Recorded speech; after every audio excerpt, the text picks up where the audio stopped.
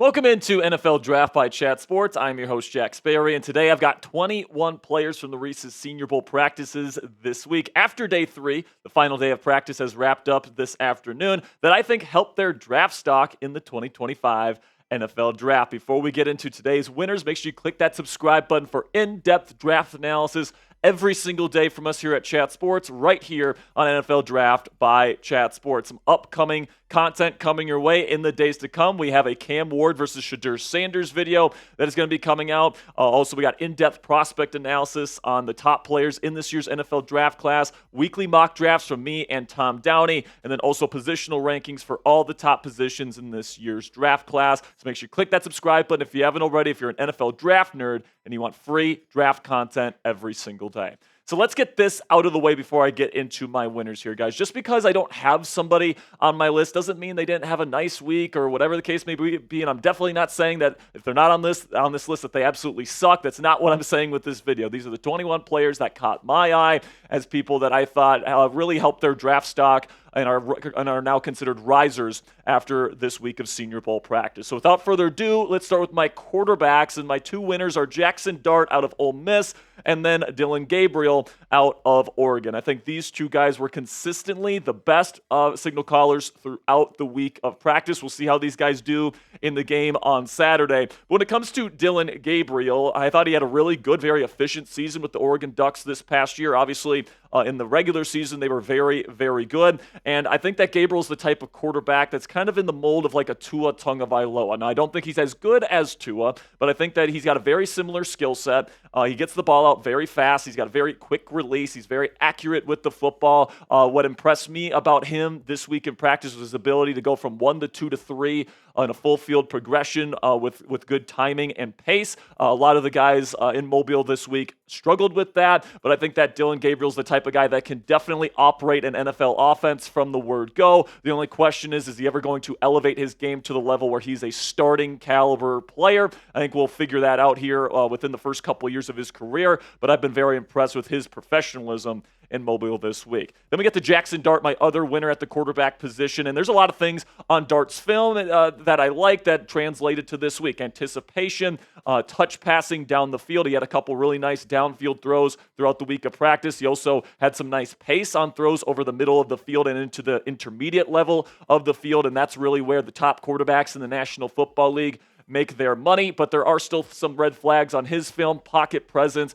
playmaking ability when things break down. He was in a very collegey offense that also gave him a lot of really easy first reads. He's going to have to adjust to the NFL game. So I don't consider Jaxson Dart a first-round quarterback, at least in my opinion at this point in the process, but I think he had a good week at Senior Bowl, and I do think he's going to go on day 2 of the draft. So let me know down there in the comment section, who is the best quarterback in Mobile this week for the Senior Bowl? Type JD for Jaxson Dart, DG for Dillon Gabriel. If you think Jalen Milroe is the best quarterback there, type JM. Or if there's somebody else that you thought had the best week down there at the Senior Bowl, type who you think was the biggest winner at quarterback down there in the comment section for today's pinned comment. YouTube's going to throw you an ad break here in just a couple of seconds. When that happens, take advantage of that time by letting me know which quarterback you think is the best at the Senior Bowl. Then we get to some wide receivers that I thought had really good weeks. We'll start with Jayden Higgins out of Iowa State. I talked about him yesterday on our winners list, and he's so big, 6'4", long arms, huge catch radius, but he pairs that with really fluid and really smooth route running, and that's just stuff that you don't see every day at the wide receiver position. A guy at his size with the ability to kind of give his defender a little shimmy and then get away from him. He can really put his foot in the ground too, and that stop-start ability for somebody his size is not something you see every day. So I think he's going to be a very coveted asset, maybe even in round 1 of this year's NFL draft out of Iowa State. But he wasn't the only Cyclone wide receiver that had a good week of practice. Jaylen Noel, the smaller receiver from the Cyclones, really had a good week as well. He's more of a burner than Jayden Higgins is, but just like Jayden, he's a very, very good route runner, can get in and out of his breaks very quickly. He was very, very good in the one-on-ones. Obviously, the wide receivers have an advantage over the cornerbacks in the one-on-one drills, but I thought Noel had a really, really good week this week in those one-on-one opportunities. Then Jack Bech, a TCU wide receiver, I thought had a really, really good week as well. Caught everything thrown his way. Bigger-bodied receiver who is an absolute dog as a run blocker, the Shanahan and McVay type of coaches, and those offenses are really going to appreciate what he brings to the table as a run blocker. Super, super reliable. Pretty darn good route runner, too, for his size. I wouldn't call it as good as Jayden Higgins is.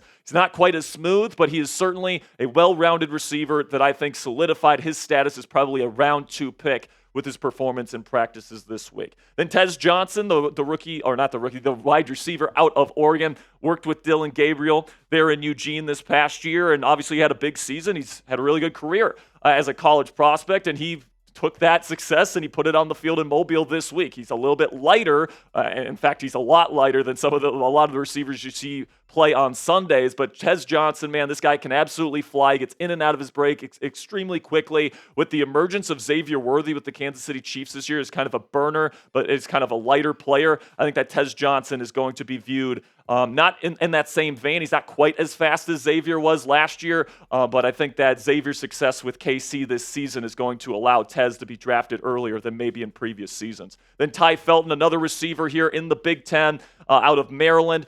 Smaller receiver, just like Tez Johnson is, but he is flying around. He separates down the field, stuff that a lot of teams look for in kind of their slot wide receiver to take the top off a defense.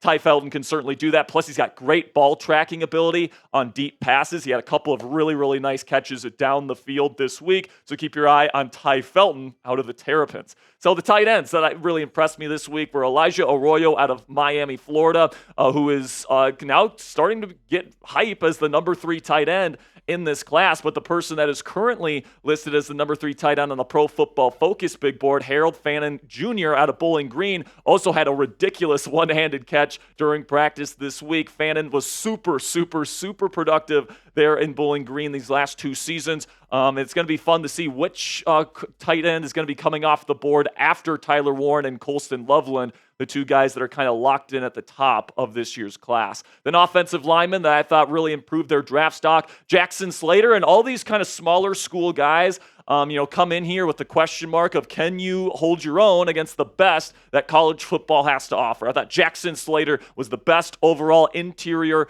lineman at the Senior Bowl this week, or at least the person that helped out his stock the most. He was stonewalling guys like Deion Walker one-on-one. Like, he was doing some crazy, crazy stuff you just don't see, especially guys out of Sacramento State, do very often. Thought he had a phenomenal week, and I'm looking forward to see how his draft stock is affected by this week of practice. Jonah Savania, I hope I'm saying that right. I'm probably butchering that. Sorry, Jonah, if you're watching this for some reason. But he had a phenomenal week of practice. He's got really, really great functional strength, both in his lower body and in his upper body. You guys can see his arms on the picture right there, man. Huge arms, great grip strength. And then, his ability to move is certainly good enough to play guard in the National Football League. He played tackle there at Arizona. I don't know if his movement skills are as good in terms of projecting himself as an NFL offensive tackle. I think he can make a lot of money as a guard, and I think he'll declare as that. Then Gray Zabel, another offensive lineman out of NDSU. I mean, last year it was like Cody Mock, Dylan Radins a couple years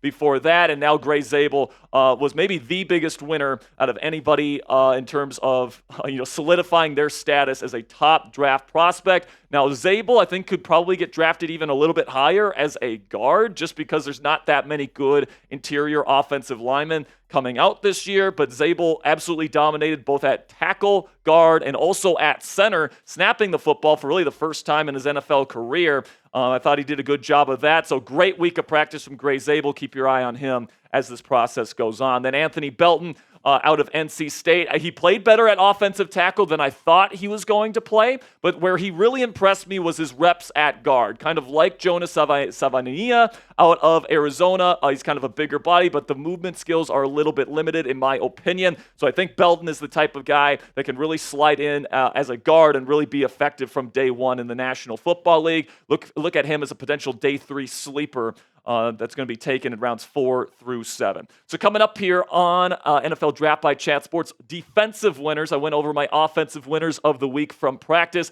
Coming up, I got my defensive winners before the Senior Bowl game on Saturday. But before we get into that, let's have a word from our sponsor here at Game Time, which is the best place for you to buy tickets for the sports, music, comedy, and theater in your area. Game Time has a new feature called Game Time Picks that makes getting tickets for live events even easier. Game Time Picks filters out the fluff to show you only incredible deals on great seats so you don't have to waste time searching through thousands of tickets. All you have to do is select the Game Time Picks button at the top of the screen when you click into an event you want to go see, and Game Time is automatically going to filter through their entire database of tickets to find you the best tickets at the best prices with the best deals for you and your family, so it completely knocks out the hours of research you have to do to get the best possible deals. What I love about using the Game Time app is you get the lowest price guarantee on any ticket to any event, so you honestly don't need to have another ticketing app on your phone. You always know you're going to get the lowest price with our friends at Game Time. You guys also get all-in pricing, so you don't get slapped with crazy fees at checkout. I hate when other ticketing apps do that. And then also you get flash deals, so you can get even cheaper tickets the closer you wait to Game Time.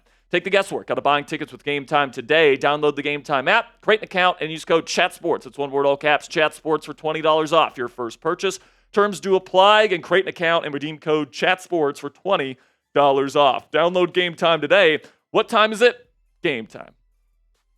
So the two edge defenders that I really thought had good weeks this week are the two guys that ended up not practicing on the third day of practice because they felt like they already made their case known. And that was Mike Green out of Marshall. He was yesterday's Sperry Psycho of the day for a reason. He ran over Josh Connerly Jr., projected first-round pick tackle out of Oregon yesterday on day 2 of practice, and he was just absolutely unbelievable. And then Shamar Stewart out of Texas A&M. Somebody that's very versatile. He can play on the inside, but he played a lot on the edge this year, and he's declaring as an edge defender. And I thought that his get off the ball was incredible for a guy his size. I think that he really helped his draft stock as well with a really strong performance on day 2. Really dominated the team periods yesterday afternoon. On the interior of the defensive line, I thought Darius Alexander was the biggest winner of the week in terms of risers. We'll get to him in a second. Walter Nolan returned to practice this week or today after injuring himself yesterday. It's good to see that he's okay. And then Deion Walker, the reason why he's a winner, it's not necessarily because his pad level issue was fixed or anything like that, but he showed off some of the serious power that he brings to the table in his upper body, and I know teams took note of that. So I think that he pretty much solidified himself as a day 2 draft pick in this process with his week of practice. And today's Sperry Psycho of the day is none other than defensive tackle out of Toledo, Darius Alexander. Now, this is somebody that I think really helped his draft stock with his performance during Senior Bowl practices, as he was able to show off his extremely powerful, violent hands, which really help him in run defense. And then also, he's got a little bit of pass rushing upside as well. 310 pounds. I think that he can play a bunch of different positions along the defensive line as well. If you want him to play 5 technique, I think he's got the athleticism to do that. If you want him to play 3 technique, I think he has the pass rushing upside to do that. And if you want him to play nose, I think that he's got the pad level and the run defense chops to play nose tackle if you really want him to. So I like that versatility. I like the violent hands. And at the end of the day here, I think somebody's going to get an absolute steal with Darius Alexander out of Toledo. He's going to be a little bit slept on because he comes from a smaller school playing against lesser competition, but he went up against the best of the best in Mobile this week, and he came out one of the bright spots in this year's Senior Bowl practices. And then now we get to the cornerbacks here, and the 3 guys that really made an impression on me. Maxwell Hairston out of Kentucky, smaller framed guy, but long arms, really did a good job throughout the week. I think he was probably the best overall corner in the one-on-ones, which are very, very difficult for these cornerbacks. Quincy Riley out of Louisville had phenomenal recovery speed. He really showed that off this week. He also showed off some versatility playing in the slot and outside. Teams are going to covet that as well. And then overall, I got Azariah Thomas out of Florida State, very physical, longer corner. Now, when he was playing in off coverage, he could get beat in the one-on-ones quite frequently. But when he was allowed to play press, which is really where he is most comfortable, he's got those long arms. He's super physical. You can tell he played a lot of press coverage there at Florida State. That's what they love to run defensively there in Tallahassee, and you could tell that he was a seasoned pro in that. A team that plays a lot of coverage and a lot of press man coverage, cough, Pittsburgh Steelers, you should be looking at Azariah Thomas because he's got the skill set that they're looking for. So shout out your guy down there in the comments section. Which player has helped their stock the most during Senior Bowl practices this week? Let me know down there in the comments section what you guys think.